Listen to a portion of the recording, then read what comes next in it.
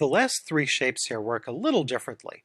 And again, you'll find them if you click here on whichever tool is showing up. You'll see there's the last three: Polygon, Star, and Flare tool. Let's start with the Polygon tool. The first thing that we'll see is different is when you're drawing it, it always draws from the center point out. It just never draws from one edge to the other edge. And it's always in proportion. You can't draw one of these polygons that's kind of shaped wider than it is tall, or vice versa.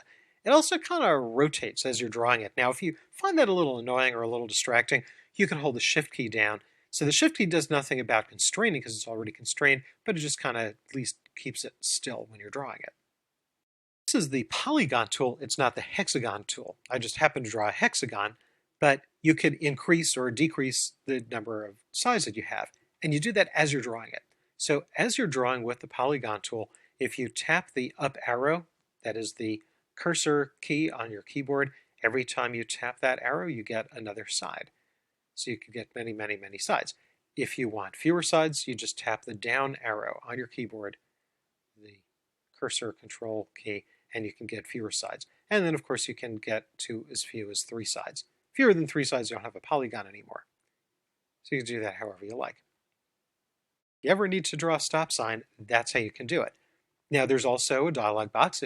If you decide that you want a polygon of a specific radius and a specific number of sides, you can simply take the mouse pointer and click on the page, and there you can put in the radius. Notice this is the radius, it's not the width, it's not the diameter, and how many sides. So let's say I decide that maybe I want 6 sides again. I can go back there to 6, click OK, and now have my hexagon again. Let's take a look at the Star tool. I'm just going to scroll down here. I'll roll the mouse down on the page. And here's the Star tool. This also, just like the Polygon tool, when you draw it, it's always from the center point out, and it's always in proportion. You can never draw it taller than wide. And same thing with the Shift key. If you want to keep it straight, you can hold down the Shift key so the thing doesn't start spinning around. And kind of like with the Polygon tool, you can get more points on it. On the keyboard, tap the up arrow key, and every time you tap the up arrow key, you get another point. If you want fewer points, you can tap the down arrow key. But here's where things get really neat with this, is you can change how spiky you want these to be. As you're drawing this, let's say you get out to about this much and you want it spikier, hold down the Command key on the Mac or the Control key in Windows, and you see that leaves the what's called the inner radius. It leaves that constant, but the outer radius where the points are, it makes those taller. And of course, you can hold down the Command key or the Control key in Windows and roll inwards, and you can make those a little less pointy. You could also do it by number.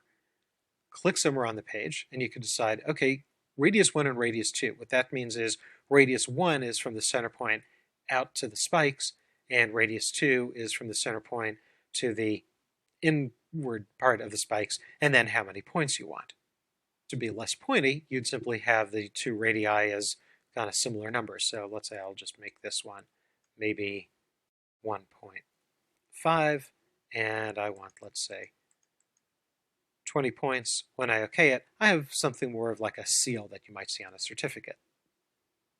Finally, let's look at the Lens Flare tool. And what I'm going to do is I want to zoom out to see the whole page. So I'm going to press Command 0 or Control 0 in Windows and select all, Command A or Control A in Windows, and delete. Now here's the Lens Flare tool. And before we actually use it, let me kind of explain what this is all about. You've probably seen lens flare, even if you weren't really sure what it's called.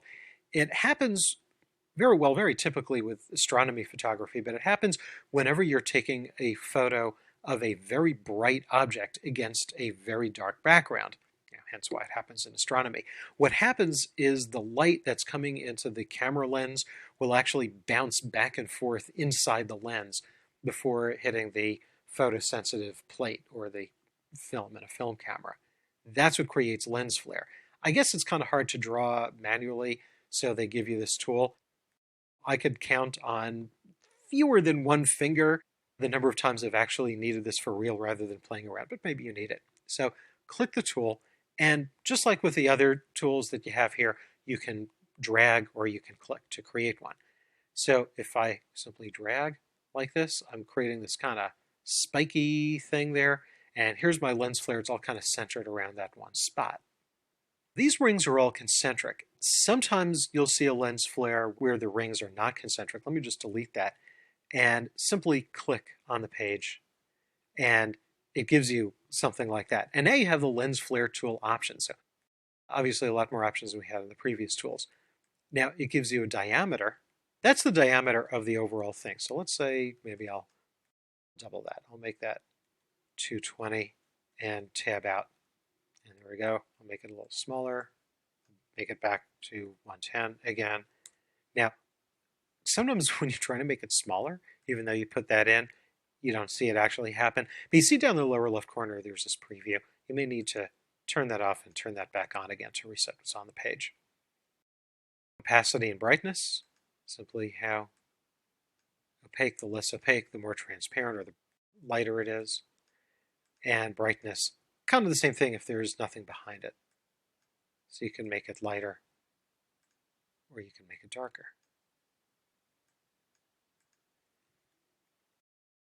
The rays here, do you want these spiky rays to come out? Now, if you turn it off, those rays go away. This is how many of them there are.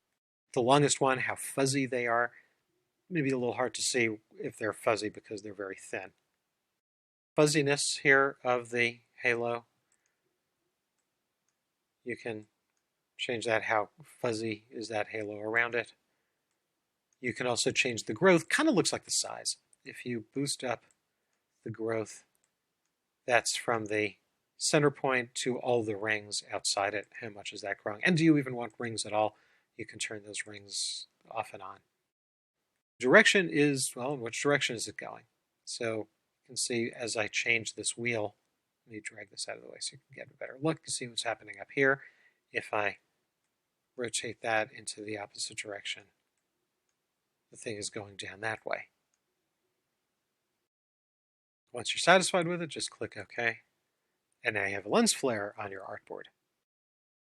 Now, if you wanted to start coloring it, well, take a look here. When you have the lens flare selected, you have kind of question marks in the fill and stroke. That's because this is a complicated object. There's a whole lot of things that are kind of mashed together.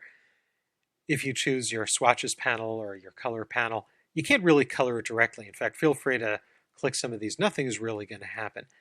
If you wanted to color any of these parts individually, you'd actually have to start breaking this piece apart. We're not quite ready for that. We'll talk about that in a later chapter. Click off it, click on the background, and you see it has some coloring in there already. And you could resize it, certainly if you want to make that fit on the page. And you can resize that out of proportion. There you go, there's a lens flare. As I said, I haven't used it, but you may have a great use for it.